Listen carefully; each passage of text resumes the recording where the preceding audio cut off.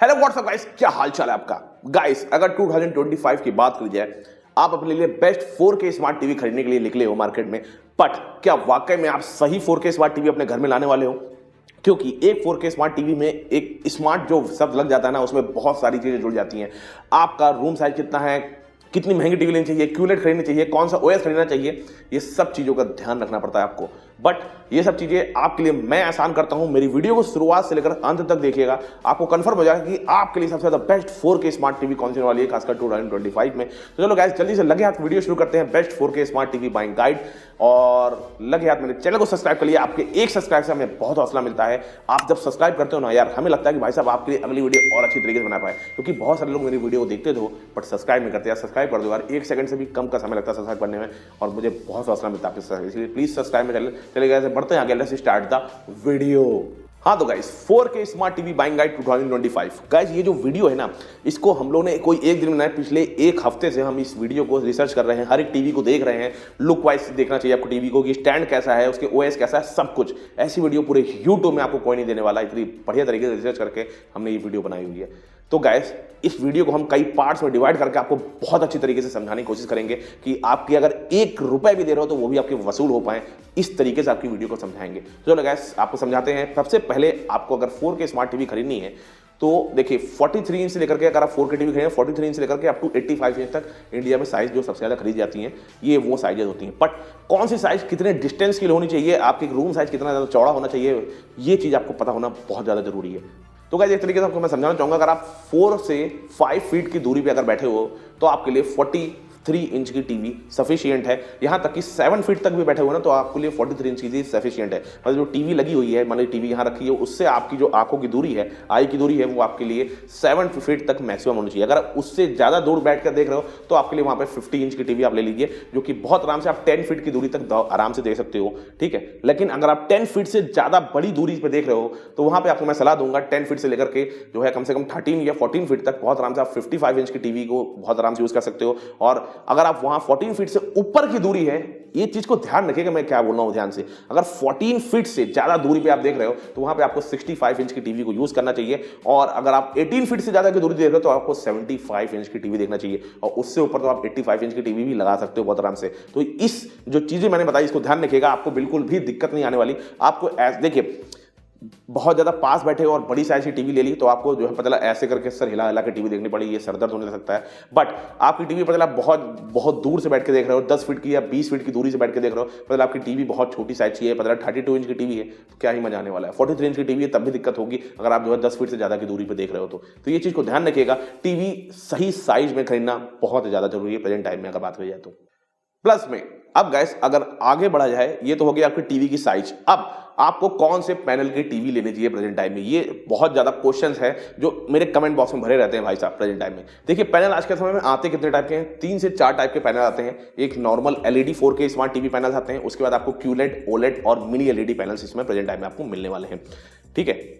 अब गाइस अगर LED panel की बात की है तो ये टीवी के पैनल्स काफी अच्छे कलर्स, वाइब्रेंट कलर के साथ आते हैं, बट इनका कॉन्ट्रास्ट उतना ज्यादा नहीं होता जितना ज्यादा आपको क्यूलेट पैनल मिल जाएगा। अगर आपको कॉन्ट्रास्ट ज्यादा चाहिए, ब्राइटनेस ज्यादा चाहिए, तो वहां आपको क्यूलेट पैनल खरीदना होगा। क्वांटम डॉट एलईडी टीवी जिसको बोला जाता है, वो वाले टाइप के पैनल आपको खरीदना होंगे, जिसमें आपको brightness, contrast, high definition mode, ये सब चीजें बहुत अच्छी तरीके से आपको सारी टीवी मिल जाती है। बट अगर आपको ब्लैक्स बहुत अच्छे चाहिए, पंची कलर चाहिए, एक्यूरेसी ऑफ कलर चाहिए, तो आपको वहां पे ओलेड पैनल खरीदना चाहिए। इससे आपको मैं बता देता हूं, ओलेड पैनल की टीवियां मतलब महंगी शुरू होती हैं। अगर आपको खरीदना चाहते हो तो वो आपको मतलब 50 इंच से शुरू ही होती है वो टीवी है, 55 इंच से वो आपको टीवी लगभग 70 से 80 हज़ार रुपए से मेरे ख्याल से शुरू होती है प्रेजेंट टाइम में। अगर प्रेजेंट टाइम में 2025 की बात हो जाए तो ओलेड पैनल महंगे हैं। और आपका अगर आपके बजट में तो आप क्यूलेट पैनल भी सकते हो, ऐसी बात नहीं है क्यूलेट पैनल खराब होते हैं। क्यूलेट पैनल और ओलेड पैनल में मतलब लगभग ब्लैक्स की बात करो तो ओलेड पैनल बहुत ज्यादा अच्छे हो जाते हैं, लेकिन अगर नॉर्मल अगर कलर्स वाइब्रेंट की बात करो तो ओलेड और क्यूलेट कहीं ना कहीं बराबर भी होते हैं। तो बहुत ज्यादा महंगी की ओर भी नहीं जाना है आपको, अगर उतना अफोर्ड कर सकते हो तभी आप ओलेड पैनल की ओर जाइए। अगर आपको सोच रहे हो ओलेड पैनल्स जितनी ही अच्छी क्वालिटी आपको मिल जाए तो आपको मैं लूंगा आप मिनी एलईडी पैनल ले सकते हो आखिरी में, जो कि आपको ओलेड पैनल जितनी अच्छी क्वालिटी, उतने ही अच्छे ब्लैक्स, उतने अच्छे वाइब्रेंट कलर्स मिल जाएंगे, और क्यूलेट पैनल से भी ज्यादा अच्छी क्वालिटी उसकी होगी। तो ओलेड के लगभग आपको बराबर क्वालिटी मिल जाएगी, लोअर प्राइस में मिल जाएगा। तो आखिरी में बोलूंगा आपको चाहिए तो आप लोअर जो है मिनी एलईडी पैनल भी ले सकते हो, बट हाँ वो क्यूलेट से महंगी मिलेगी ओलेड के सस्ती मिलेगी। इसीलिए आप मिनी एलईडी पैनल के भी ले सकते हो। तो इस तरीके के 4 टाइप के टोटल पैनल आते हैं। आप अपने बजट के हिसाब से कौन सा टीवी लेने वाले हो, किस साइज में लेने वाले हो, प्लस में कौन सा पैनल लेने वाले हो, इसके हिसाब से आपका बजट डिसाइड होता है, उसके हिसाब से प्राइसिंग बढ़ती चली जाती है। ये चीज आजकल रिफ्रेश रेट की बहुत ज्यादा बात होने लग गई है। टीवी में आपको 60 हर्ट्ज का रिफ्रेश रेट, 120, 144 और यहां तक कि 200 हर्ट्ज के रिफ्रेश रेट वाली टीवी आने लग गई है प्रेजेंट टाइम में। तो क्या सबको जरूरी है क्या कि जो है 120 हर्ट्ज के रिफ्रेश रेट टीवी वाली लेने के लिए? सबको जरूरी नहीं है गैस। देखिए, अगर मैं प्रेजेंट टाइम में मैं अपनी बात करूं, मैं नेटफ्लिक्स देखता हूं, अमेजॉन प्राइम देखता हूं, क्रिकेट देखना है मुझे, ठीक है, न्यूज़ देखनी है मुझे बस इतनी चीज़ें देखनी है। मुझे गेमिंग बहुत ज़्यादा नहीं करनी है। मैं ना लैपटॉप से कनेक्ट करके टीवी में गेमिंग करता हूँ, ना ही मैं एक्सबॉक्स या फिर प्ले स्टेशन 5 लगा के गेमिंग करता हूँ। तो मेरे लिए 60 हर्ट्ज का पैनल सफिशियंट है। अगर आप इस कैटेगरी में आते हो, मेरी कैटेगरी में आते हो, बिल्कुल आप 60 हर्ट्ज का ही पैनल लीजिए। बट अगर आपको बहुत ज़्यादा गेमिंग एंथुसियास्ट हो, बहुत ज़्यादा आपको गेमिंग करनी है, प्लस में आपको जो है मतलब ऐसे एक्शन कंटेंट बहुत ज़्यादा जो है वहाँ पे देखने हैं, तो आपको वहाँ पे 120 हर्ट्ज का रिफ्रेश रेट ज़्यादा स्मूथ लगने वाला है। तो ध्यान रखिएगा। हाँ, एक्शन कंटेंट अगर बहुत ज़्यादा देखते हो तो कई सारी टीवी में MEMC बहुत अच्छी क्वालिटी का होता है, तो वहाँ पे आपको उसकी भी दिक्कत नहीं होगी और फ्रेम्स ऑलरेडी उसमें जोड़ दिए जाते हैं। LG, Sony, Samsung, Hisense, Xiaomi, इन सब में ऑलरेडी आपको MEMC प्रोवाइड किया जा रहा है। तो आपको अलग से जरूरत नहीं कि 120 हर्ट्ज का रिफ्रेश रेट वाला पैनल लो। 60 हर्ट्ज का सफिशिएंट है आपके लिए। अगर आपको खासकर गेमिंग करनी है तभी आप 120 हर्ट्ज का पैनल लीजिए, तभी आप एक्स्ट्रा रुपए दीजिए। और दूसरी चीज, कई सारे ब्रांड्स ऐसे हैं जो आपको 20-25 हज़ार 30 हज़ार रुपए की टीवी आप ले रहे हो, उसमें लिख रहे हैं 120 हर्ट्ज का रिफ्रेश रेट, बट वो रियल रिफ्रेश रेट नहीं है, वो वर्चुअल 120 हर्ट्ज रिफ्रेश रेट है। जो रियल 120 हर्ट्ज होता है ना, उसकी स्मूथनेस अलग लेवल की होती है। वो आपको पैनल शुरू ही होते हैं, अगर 43 इंच की टीवी भी ले रहे हो या 55 इंच की टीवी भी ले रहे हो, तो आपको शुरू ही होंगे कम से कम 50 या 60 हज़ार के ऊपर से शुरू होंगे। मेरे ख्याल से 70 हज़ार रुपए हाइसेंस कंपनी तक के मिल जाएंगे। लेकिन आपको सैमसंग, LG, सोनी में चाहिए अगर 120 हर्ट्ज के पैनल, तो आपको 1 लाख रुपए से ऊपर खर्च करने पड़ेंगे। ये चीज आप ध्यान रखिएगा।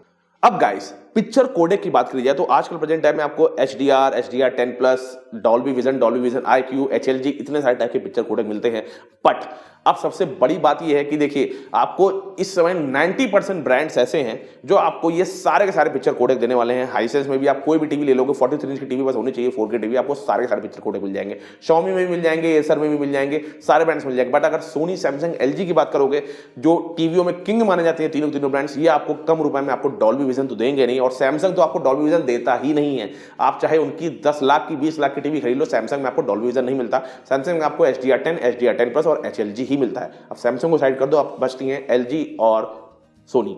अब इसमें आपको डॉल्बी विजन मिल जाता है, बट आपको महंगी टीवीज मिलता है। जैसे सोनी ब्राविया 3 से आपको डॉल्बी विजन मिलना शुरू होता है, ऐसे ही LG में आप OLED टीवी खरीदो तब आपको डॉल्बी विजन मिलना शुरू होता है। तो ये चीज यहाँ पे ध्यान रखिएगा। प्लस में अगर आपको डॉल्बी विजन, देखिए सबसे बड़ी बात है, कई सारे लोग डॉल्बी विजन के मारे महंगी टीवी लेने के लिए सोचते हैं। देखिए, मैं बात करूं तो सोनी ब्राविया 2 है, अगर आप वाली टीवी लेते हो, जो कि एक सोनी ब्राविया 2 S20B वाले मॉडल की बात नहीं कर रहे, हम S25 वाले मॉडल की बात कर रहे हैं। S25 या S25B वाले की मॉडल बात करना है। अगर आप उस वाले मॉडल के लेते हो तो वो टीवी की प्राइसिंग अप्रॉक्स आपको 45,000 रुपीज में 43 इंच की टीवी स्टार्ट हो जाती है। ठीक है, 43 इंच की टीवी नहीं, 45,000 रुपीज स्टार्ट हो जाती है, जो कि हाँ प्राइसिंग ज्यादा दे रहे हो। नॉर्मल टीवी से आप 10-15 हज़ार रुपए ज्यादा दे रहे हो, 10-15 हज़ार रुपए ज्यादा दे रहे हो, बट वहां पे आपको डॉल्बी विजन नहीं मिला, बट HDR10, HDR10+ मिल रहा है। मैं आपको वादा करता हूं, आप 45,000 रुपीज की कोई भी अदर ब्रांड की टीवी ले आइए, 43 इंच की होनी चाहिए वो, उसमें अगर आपको डॉल्बी विजन मिल रहा है, वो 30,000 में भी आपको डॉल्बी विजन टीवी मिल जाएंगी। और इसका HDR10 या HDR10+ चला लीजिए, आपको इसका HDR10+ सोनी ब्राविया 2 का ज्यादा अच्छा लगने वाला है अगर आप कंपेयर करोगे अदर ब्रांड्स के डॉल्बी विजन से। इतनी अच्छी इसकी ब्राइटनेस, इतनी अच्छा वाइब्रेंट कलर, इतनी अच्छी HDR कंटेंट आपको इस वाली टीवी में मिल जाएगा।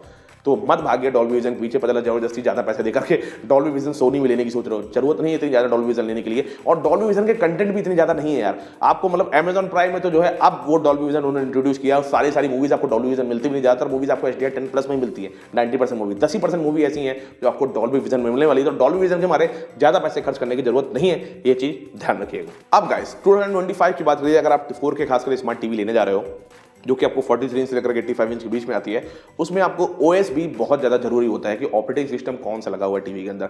वही आपकी टीवी को जो है बताता है कि आपको टीवी के अंदर कौन से ऐप्स मिलने वाले हैं। प्लस में लैग तो नहीं होने वाला, क्योंकि कई सारे OS ऐसे हैं जो लैग बहुत ज़्यादा करते हैं। तो प्रेजेंट टाइम में जो फेमस OS है वो 3 से 4 ही हैं। जैसे सबसे बड़ा जो फेमस OS है वो गूगल OS है, गूगल टीवी या एंड्रॉइड टीवी OS आप उसको बोल सकते हो। उसके बाद आपको सैमसंग का खुद का टाइसन OS मिल जाता है, जो कि सैमसंग की टीवी में ही मिलने वाला है।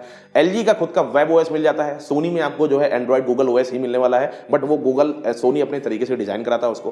प्लस में हाइसेंस में आपको कुछ ब्रांड्स में आपको गूगल OS मिलता है, एंड्रॉइड गूगल OS, और कुछ ब्रांड्स मतलब कुछ मॉडल्स में आपको हाइसेंस में आपको उसका विदा OS मिल जाता है। तो विदा OS भी कोई खराब नहीं है। अब मैं यहाँ पे आपको कंपैरिजन बता देता हूँ। देखिए, ऐप्स का काम इतना ही होता है कि लैग फ्री एक्सपीरियंस है और आपको जितने भी ऐप्स जरूरी है वो सारे सारे ऐप्स आपको प्रोवाइड कराए।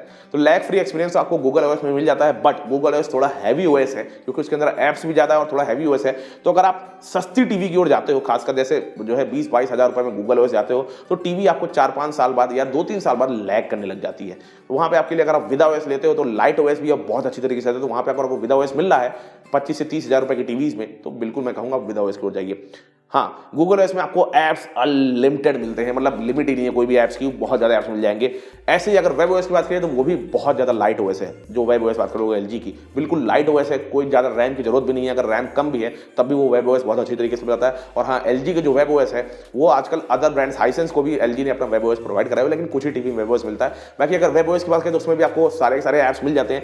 जितने भी जरूरी ऐप्स हैं जो डेली लाइफ में आप यूज करते हो ना, वो सारे के सारे ऐप्स मिलने वाले हैं। हाँ, but unlimited apps Android Google जैसे नहीं मिल पाएंगे। टाइसन ओएस भी बिल्कुल सेम है एलजी के वेब ओएस जैसे, उसमें आपको सारे के सारे ऐप्स मिल जाएंगे। वो भी लाइट ओएस है और वो खाली आपको सैमसंग में ही मिलने वाला है, किसी अदर ब्रांड में नहीं मिलने वाला, और बहुत अच्छा ओएस है और जल्दी अपडेट्स भी आते हैं। एलजी के वेब ओएस में एक चीज और बोलना चाहूंगा कि एलजी क्या करता है अपने वेब ओएस में अपडेट देता है। जैसे कि आपको स्मार्टफोन में अपडेट आते हैं, जैसे एंड्रॉइड 14 लिया तो एंड्रॉइड 15, 16, 17 3 साल 4 साल के अपडेट आते हैं। ऐसे एलजी क्या कर रहा है प्रेजेंट टाइम में, अगर आप उनकी एलजी की कोई भी टीवी लेते हो 2025 मॉडल, 2024 मॉडल भी लेते हो, तो आपको 5 साल तक के ओएस के अपडेट मिलते हैं। तो अगले 5 साल तक आपकी टीवी बिल्कुल नई के नई तरीके लगने वाली है आपको, तो ये चीज ध्यान रखिएगा। बाकी विदा ओएस की बात करें तो बिल्कुल लाइट ओएस है। विदा ओएस में शुरुआत में प्रॉब्लम थी, अब तो बिल्कुल भी ये प्रॉब्लम खत्म ही हो गई है कि जैसे डिज्नी प्लस हॉटस्टार नहीं मिलता था वो भी मिलने लग गया है। कुछ ऐप्स में एचडीआर कंटेंट नहीं चल पाते थे, लेकिन इस समय में ऐसी कोई भी दिक्कत नहीं है। और विदा ओएस सबसे ज्यादा लाइट ओएस मिलने वाला आपको प्रेजेंट टाइम में, जो कि हाइसेंस की टीवीज में आपको मिलने वाला है। तो ये ओएस के तरीके मैंने आपको समझा दिया। मेरी बात करोगे तो मैं प्रेजेंट टाइम में देखो, मुझे जो है अगर स्टूडियो की बात करोगे तो यहाँ पे मुझे ओएस की थोड़ी ज़्यादा जरूरत होती है। तो यहाँ पे मैं जो है सोनी कंपनी की टीवी ले लूँगा, मुझे सोनी कंपनी की टीवी क्योंकि प्रोसेसर ज़्यादा अच्छा मिलता है, तो वहाँ पे मैं एंड्रॉइड गूगल ओएस ले लूँगा। बट अगर मुझे घर पे यूज़ करना है, मुझे खाली मूवीज़ देखनी है, बहुत ज़्यादा गेमिंग नहीं करनी है, तो मैं विदा ओएस ले लूँगा, मुझे कोई भी प्रॉब्लम नहीं होने लगी। बाकी एलजी और सैमसंग ओएस लेना है तो तब तो कोई दिक्कत ही वाली बात नहीं है, वो तो ऑलरेडी लाइट ओएस है। ऐप्स उसमें भी आपको सारे मिलने वाले हैं सब। अब अगला फीचर्स कनेक्टिविटी, जो कि सबसे ज्यादा जरूरी है प्रेजेंट टाइम में अगर बात की जाए तो। क्योंकि कनेक्टिविटी क्या है कि आजकल आप प्रेजेंट टाइम में टीवी लेते हो तो उसके अंदर आपको जो स्पीकर्स मिलते हैं, अभी स्पीकर पे भी आएंगे, आगे बताएंगे, स्पीकर जो मिलते हैं वो ज्यादा आपको 20 वॉट, 30 वॉट, 40 वॉट, यहां तक कि 80 वॉट के स्पीकर भी मिल जाए ना, आपको सिनेमैटिक फील वाला एक्सपीरियंस आपको नहीं मिल सकता किसी भी टीवी के साथ। उसके लिए आपको अलग से डॉल्बी एटमॉस या फिर सराउंड साउंड या डीटीएसएस वर्चुअल सराउंड साउंड अलग से साउंड बार सिस्टम खरीदना पड़ेगा ना। तो उसके लिए आपको HDMI पोर्ट होना चाहिए, प्लस में HDMI eARC पोर्ट होना चाहिए। HDMI 2.1 के eARC पोर्ट एक सिंगल होना चाहिए, तभी आपको ओरिजिनल सिनेमैटिक फील वाला एक्सपीरियंस आएगा। और खासकर प्रेजेंट टाइम बात करें तो आजकल ज्यादातर जो साउंड बार्स है उसमें आपको HDMI eARC पोर्ट मिलता है। आपको अगर टीवी के अंदर HDMI eARC पोर्ट नहीं है तो आपको दिक्कत होने वाली है। तो आपको बता देते हैं, आजकल सोनी के सभी ब्रांड्स में अगर आप 2024 मॉडल भी लेते हो या उससे ऊपर के मॉडल लेते हो, सब में आपको HDMI eARC पोर्ट मिलता है, सैमसंग में भी, एलजी में भी, ठीक है। हाइसेंस में कुछ मॉडल्स में नहीं मिलता, कुछ मॉडल्स मिलता है, ऐसे Xiaomi में भी कुछ मॉडल्स मिलता है, कुछ मॉडल्स में नहीं मिलता, तो आपको उसको चेक करना पड़ेगा। एक काम करते हैं, जितनी भी बेस्ट 4K स्मार्ट टीवीज हैं जो मैंने खुद टेस्ट करी हुई है अपने चैनल पे, 43 इंच से लेकर के 85 इंच के बीच में सभी बेस्ट टीवीज की जो लिंक्स होगी मैं डिस्क्रिप्शन बॉक्स में डाला हूं। उस डिस्क्रिप्शन बॉक्स में जाइए, लिंक पे क्लिक करिए, जो भी साइज की टीवी चाहिए उस लिंक पे क्लिक करके आप खरीद सकते हो। और एक रिक्वेस्ट भी करना चाहता हूँ, उस लिंक पे क्लिक करके आप टीवी खरीदते हो ना, मुझे कुछ छोटा सा पेनी अमाउंट मिल जाता है आपकी तरफ से, और आपको सिंगल रुपये भी एक्स्ट्रा देने नहीं होते। क्योंकि गाइस, ये जो मैं वीडियो बना रहा हूँ ये कोई स्पॉन्सर्ड वीडियो नहीं है, और ना ही मैं कभी भी स्पॉन्सर वीडियो करता हूँ किसी ब्रांड से पैसा लेकर के बस उन्हीं की बड़ाई करता हूँ। मैं ऐसा कभी भी नहीं करता। मैं गाइस आपके लिए ही खाली वीडियो बनाता हूं, जो मुझे पैसे मिलते हैं वो आपके जरिए मिलते हैं। जाओ उस लिंक पे क्लिक करके टीवी खरीदते हो, मुझे कुछ छोटा सा पेमेंट मिल जाता है आपकी तरफ से, और उस पैसे को इकट्ठा कर करके हम ऐसी टीवीज को खरीदते हैं, अनबॉक्स करके उसके बारे में आपको सब कुछ सही तरीके से पता है, बिना किसी ब्रांड के दबाव में आए बिना। क्योंकि अगर वो टीवी देगी ना, मुझे उन्हीं की राग लापना पड़ेगा, जैसे वो बोलते हैं। इसलिए please buy from my link is in description box. सभी बेस्ट 4K स्मार्ट टीवी की लिंक्स मैं डिस्क्रिप्शन बॉक्स में आपको मिल जाएगी। चलिए बढ़ते हैं आगे। तो कनेक्टिविटी की बात करें तो देखिए, आपके लिए कनेक्टिविटी में मिनिमम 1 HDMI 2.1 का eARC पोर्ट कम से कम एक सिंगल होना चाहिए। बाकी HDMI के 3 पोर्ट होना कम से कम जरूरी है। अगर 2 पोर्ट हैं तो टीवी को मत लीजिए। प्लस में आगे बात की जाए तो USB पोर्ट आपके 2.0 पोर्ट ही ज्यादातर टीवी आपको देने वाली है। एसर टीवी ऐसी है जो आपको USB 3.0 का एक सिंगल पोर्ट दे रही है। बाकी आपको महंगी टीवीज में USB 3.0 का पोर्ट मिलने वाला है। तो एक चीज बोलो तो USB से अब ज्यादातर यार मूवीज बहुत कम चला। आजकल कौन है जो पेन ड्राइव में लगा करके USB से मूवी चलाता है? सब लोग ऑनलाइन ही चलाते हो, तो इतनी ज्यादा USB की दिक्कत वाली बात नहीं है। HDMI पोर्ट है ये ठीक है, प्लस में आपके डुअल बैंड वाईफाई होना चाहिए आपकी टीवी में, बहुत ज़्यादा जरूरी, क्योंकि आपको कनेक्टिविटी बहुत ज़्यादा चाहिए, 2.4 और 5 गीगाहर्ट्ज़ से कनेक्टिविटी, दोनों कनेक्टिविटी होनी चाहिए। ब्लूटूथ वर्जन कम से कम 5.2 या 5.3 होना चाहिए, इससे कम है तो उस टीवी को भी बाय मत करिए, क्योंकि अगर आपको ब्लूटूथ से गाना चलाने हैं तो ब्लूटूथ वर्जन इतना होना चाहिए। बाकी अगर HDMI पोर्ट से चलाते हो तब तो ब्लूटूथ वर्जन की कोई दिक्कत वाली बात ही नहीं है। हाँ तो गाइस, अब बात आती है टीवी की स्पीकर्स की। अब स्पीकर की बात करें तो मैंने जैसे शुरुआत में बोला था, ज़्यादा टीवीज जो हैं आपको 20 वॉट से लेकर 30 वॉट तक के स्पीकर देती है, जैसे कि सोनी, सैमसंग, LG, ये आपको 20 वॉट की स्पीकर ही देंगे, चाहे आप उनकी 50, 60 हज़ार, 80 हज़ार, 1 लाख की टीवी खरीद लो। हाँ 1 लाख से ऊपर जाते हो तो आपको भले वहाँ पे आपको 40 वॉट तक के स्पीकर आ जाएंगे, लेकिन 1 लाख के ऊपर लोगों तब, उसके नीचे लोगों ज़्यादातर 99% लोग ऐसे हैं इंडिया में जो ज़्यादातर इतने की ही टीवी लेंगे, 1 लाख के अंदर ही लेंगे। मैं खुद ही 1 लाख के अंदर ही लेता हूँ यार, तो मुझे 20 वॉट के स्पीकर मिलने वाले सोनी, सैमसंग, LG में। बाकी अगर अदर ब्रांड्स की बात करो तो ज़्यादा 30 या 40 वॉट के स्पीकर दे देंगे। एसर जो है आपको 80 वॉट के स्पीकर दे देगा। बट आपको सिनेमैटिक फील एक्सपीरियंस चाहिए तो अलग से आपको साउंड बार सिस्टम ही लगाना पड़ेगा। आपको मैं यही पे बता देता हूँ, आपको मूवी वाला एक्सपीरियंस चाहिए, एवेंजर्स इन गेम टाइप की मूवीज देखनी है, एक्शन फिल्म देखनी है, आपको साउंड बार ही लगाना पड़ेगा। अगर आपको न्यूज़ देखनी है डेली तो कोई दिक्कत नहीं है, आप बिल्कुल लगा लीजिए जाकर के, मतलब टीवी के स्पीकर ही सफिशिएंट है, कोई जरूरत नहीं है। हाँ अगर आपके रूम में अगर एयर कूलर लगा है, फैन चलते हैं, ज़्यादा आवाज़ होती है तो आपको वहाँ भी आपको साउंड बार सिस्टम खरीदने पड़ेंगे। मैं बेस्ट साउंड बार की लिंक्स भी अपने डिस्क्रिप्शन बॉक्स में डालने वाला हूँ, तो ये चीज़ ध्यान रखिएगा। अब आपको मिनिमम टीवी में HDMI ERC पोर्ट होगा तभी आप जो है डॉल्बी एटमॉस लगा पाओगे, और टीवी में आपके अगर इनबिल्ट डॉल्बी एटमॉस सपोर्ट है तभी आप सपोर्ट कर पाओगे। तो आपको ये चीज़ ध्यान रखना, अगर आपको डॉल्बी एटमॉस सराउंड साउंड चाहिए तो टीवी में आपको डॉल्बी एटमॉस होना चाहिए, ये चीज़ ध्यान रखिएगा। अब यहाँ पे कंफ्यूजन बहुत सारे लोगों को ये है कि सोनी ब्राविया 3 में ही डॉल्बी एटमॉस लिख के आ रहा है, बाकी सब में नहीं आ रहा। तो आपको बता देता हूँ, वो डॉल्बी एटमॉस लिख के आ रहा है कि उनके इनबिल्ट भी डॉल्बी एटमॉस मिल रहा है। बट अगर सोनी ब्राविया 2 लेते हो उसमें डॉल्बी एटमॉस नहीं लिख के आ रहा है, बट आपको अलग से अगर आप स्पीकर लगाते हो डॉल्बी एटमॉस का, वो सपोर्ट करता है, HDMI ERC पोर्ट के थ्रू सपोर्ट करता है, जो कि HDMI ERC पोर्ट आपको मिलता है। तो कंफ्यूज मत होइएगा, और यही चीज़ सैमसंग और LG में भी यही सेम चीज़ है। बाकी ज़्यादातर ब्रांड्स आपको डॉल्बी एटमॉस तो देते ही हैं इनबिल्ट, ये चीज़ ध्यान रखिएगा। अब यहाँ पे बहुत बड़ी चीज़ आती है बजट, आपका बजट कितना है, तो किस बजट में आपको कौन सी टीवी खरीदनी चाहिए। तो आपको बता देता हूँ, देखिए आज का प्रेजेंट टाइम में आपको 20,000 से लेकर के 25,000 के बीच में आपको 43 इंच की 4K स्मार्ट टीवी शुरू जाती है। लेकिन जो सही टीवी आपको मिलती है, एक लैग फ्री एक्सपीरियंस चाहिए, तो आपको मैं सलाह दूंगा आप कम से कम अपना बजट 25,000 से 30,000 के बीच में रखिए 43 इंच की टीवी लेने के लिए। अगर आपको वही 50 या 55 इंच की टीवी चाहिए तो देखिए आपको वहां पे बजट कम से कम आप बना रखिए, कम से कम मिनिमम बजट रखिए वहां पे आप 31,000 से लेकर के 50,000 के बीच में। अगर आपको 55 इंच की टीवी चाहिए तो 40,000 से 50,000 के बीच में वो टीवी खरीदिए। अगर आपको 50 इंच की टीवी चाहिए तो 31,000 से लेकर के 40,000 के बीच में वो टीवी खरीदिए। 65 इंच की टीवी चाहिए तो मिनिमम आपका बजट होना चाहिए कम से कम प्रेजेंट टाइम में 60,000 रुपीज़। इससे कम की टीवी ले रहे हो ना तो वो टीवी लैग करने लग जाती है, क्योंकि यार बड़ी टीवी ले रहे हो और पैसा भी कम दे रहे हो तो नॉर्मल सी बात है उस टीवी में कहीं ना कहीं कमी होगी, उसका एक्सपीरियंस अच्छा नहीं होगा, उसकी साउंड अच्छी नहीं होगी, कल को जल्दी खराब होती है, पैनल अच्छी क्वालिटी का नहीं लगा हुआ। तो इतना बजट आपका मिनिमम होना चाहिए 60,000 रुपीज़ अगर आप 65 इंच की टीवी ले रहे हो। हाँ कुछ ब्रांड्स ऐसे हैं जो 60,000 या 65,000 की टीवी है, वो ऑफर में लग करके अगर वो टीवी 55,000 करे तब तो बिल्कुल ले सकते हो। ऑफर लग करके टीवी सस्ती हो रही 10-15 हज़ार रुपये, तो उसकी बात नहीं कर रहा हूँ, नॉर्मल प्राइसिंग की बात कर रहा हूँ मैं आपसे। बाकी अगर 75 इंच की टीवी चाहिए तो मिनिमम आपका बजट कम से कम यहाँ पे प्रेजेंट टाइम में 80,000 रुपीज़ होना चाहिए, और 85 इंच की टीवी ले रहे हो तो मिनिमम आपका बजट कम से कम आपका 1,30,000 रुपीज़ होना चाहिए। तो ये मैंने आपको सही तरीके से समझा दिया किस बजट में आपको कौन सी रेंज की टीवी लेनी है। ये नहीं कि मतलब कई सारे ब्रांड्स ऐसे हैं जो आपको 30,000 रुपए में 55 इंच की टीवी ले रहे हैं, ऐसी टीवी मत लीजिए, कल को आपको ही प्रॉब्लम होने वाली है। कम से कम जो प्राइसिंग बताई उसके बीच में अपनी टीवी को बाय करिए। तो गाइस अब आखिरी में एक चीज और जो आपको टीवी में ध्यान देनी है वो ये है कि आपकी टीवी में मिनिमम 16 GB का स्टोरेज होना चाहिए। अगर 8 GB का स्टोरेज टीवी को मत लीजिए, ज्यादातर ब्रांड्स आपको 16 GB का स्टोरेज प्रेजेंट टाइम में दे रहे हैं। बाकी मैं तो कहूँगा 32 GB का स्टोरेज तो ज्यादा अच्छा है। बाकी आप स्टोरेज पेन ड्राइव के थ्रू भी बढ़ा सकते हो, और मिनिमम आपको 2 GB की रैम होनी चाहिए। 1.5 GB या 1 GB की रैम है तो उस टीवी को परचेज मत करिएगा।